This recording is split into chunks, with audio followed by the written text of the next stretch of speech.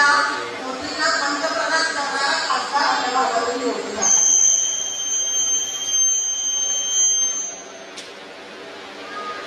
योगायोगाला अशा भूमीमध्ये उभे आहे जिथे शिवाजी महाराजांच्या पदस्पर्शाने ही भूमी आधीच पावन झाली. आपल्या सगळ्यांना शिवाजी महाराजांच्या अनेक इतिहासाच्या गोष्टी माहिती आहेत. पन्हाळगडावरती वेढा पडलेला ही गोष्ट माहिती असणार. तेव्हा त्या ताकदीने बाजीप्रभू देशपांडे आणि शिवाजी महाराजांचे मावळे लढले आणि महाराजांना गडावरती पोहोचवलं. त्या पद्धतीनं आजी आपली लढाई आहे. आज आपण त्या भूमिकेत आहोत. छत्रपतींच्यासाठी मावळे आणि पक्षासाठी कार्यकर्ते जनता या गोष्टी महत्वाच्या असतात. आज आपल्याला सुद्धा राजासारखं काम करणाऱ्या आपल्या एका नेत्याला देशाच्या सर्वोच्च पदावरती बसवायचं आणि म्हणून हे पुढचे 15 दिवस जे येणार आहे ते तुमच्याकडनं की तुमचा वेळ मागते, तुमची उपस्थिती मागते. कारण तुम्ही तिथे स्वतः असल्याशिवाय, तुम्ही पडल्याशिवाय, तुम्ही मोदींची कामं काही सांगितल्याशिवाय हे घडणं शक्य नाही. आता जसं जिल्हाध्यक्षांनी सांगितलं, मोदीजींच्या सगळ्या योजना एकेकाळी आपला हा भाग दुर्गम समजला जायचा. तिथं कुठल्या योजना फारशा येत नव्हत्या, पण अलीकडच्या काळामध्ये मोदीजींच्या सगळ्या योजना आज सर्वसामान्य लोकांच्या पर्यंत अगदी शेवटच्या टोकापर्यंत पोहोचलेल्या आहेत. मला नाही वाटत की जे सबका साथ सबका विकास हा नारा दिला त्या पद्धतीने त्यांनी सगळ्यांना सोबत घेऊन काम केलं. समाजाचा असा कुठलाही भाग वंचित राहिलेला नाहीये की ज्याच्यासाठी काम करायचं मोदींच्याकडून राहिलेलं आहे. मग महिला असू दे, तरुण वर्ग असू दे, शेतकरी असू दे, आता अंगणवाडी सेविकांचं सुद्धा मानधन आपल्या सरकारच्या काळामध्ये वाढलेलं आहे. त्यांची अंगणवाडी सेविका मला वाटत नाही. पण एकाच घटकाकडे कधीही फोकस न करता समाजामध्ये इतर सुद्धा घटक आले आणि ते सुद्धा समाजाच्या वाढीसाठी महत्वाचे आहेत हे मोदींचं लक्षात आलं.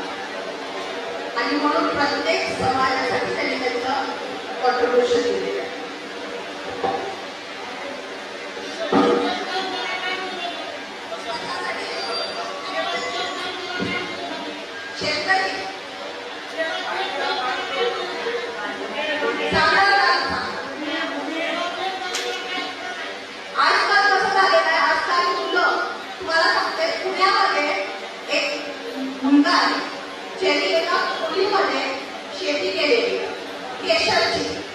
म्हणजे जी आपण आपल्याला जे वाईट वाटत होतं ना की आता जी तरुण मुलं शेतीकडे वळत नाहीये, तरुण मुलांना नोकऱ्या पाहिजेत, घर सोडून बाहेर चाललेली आहेत नोकरीसाठी, शेतीकडे पण बघत नाही आपण असं म्हणत होतो. पण आजकाल नवीन तंत्रज्ञानाची जी ओळख करून दिली आहे मोदींनी, त्याच्यामुळं मुलं आता शेतीकडे वळायला लागलेली आहेत.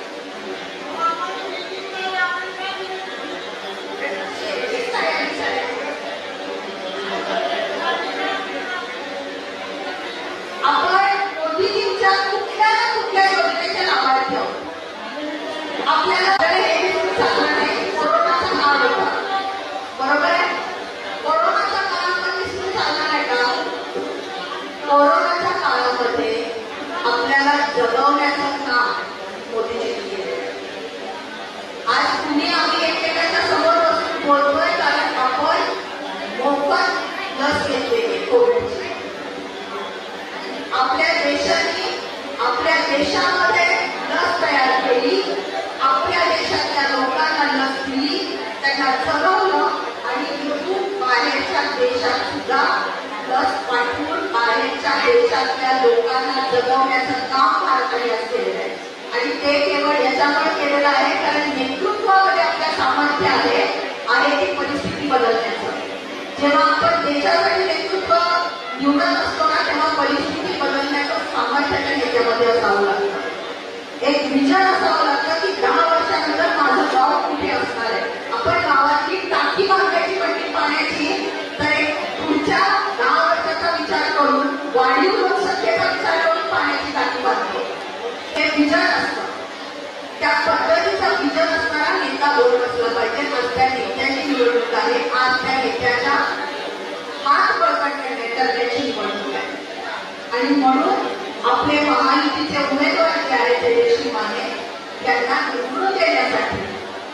प्रचार करण्यासाठी आपण आज इथे एकत्र आलेलो आहोत. आज इथे जे काही आम्ही बोललो हे अपेक्षित आहे की तुम्ही काही जाऊन केंद्राला समजून सांगितलं पाहिजे. त्या दिवशी सकाळी बायकांनी 10,000 जणांचा ग्रुप करून जरी तुम्ही बाहेर पडला, प्रत्येकी बचत गट आपल्या घेऊन जरी बाहेर पडला तरी सुद्धा 75% मतदान अपेक्षित आहे. 100% मी अतिशय फार बोलायला जात नाही कुठल्या गोष्टीचे, पण मतदान हे झालं पाहिजे. जर तुम्ही मतदान नाही केलं, चुकीचा व्यक्ती जर निवडून आला तर ते आपल्याला घातक आहे.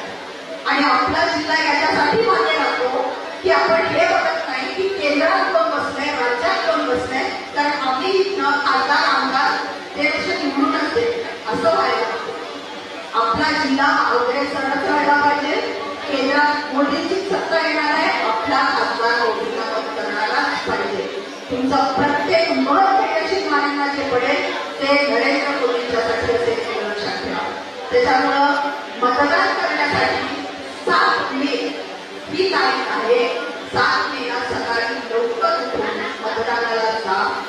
हे मतदान करण्यामागे आपल्या जिल्ह्याचा विकास आहे, आपल्या मुलांचं भविष्य आहे, आपल्या देशाची प्रगती आहे. आणि या प्रगतीला, या विकासाला आणि या भविष्याला मतदान करायचं, पुढे न्यायचं ही जबाबदारी तुमची आणि आमची आहे.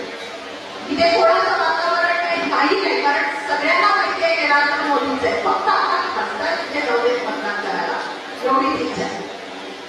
आणि म्हणून आपल्या सर्वांना मी आजच्या कार्यक्रमाच्या निमित्ताने विनंती करते, आपण सर्व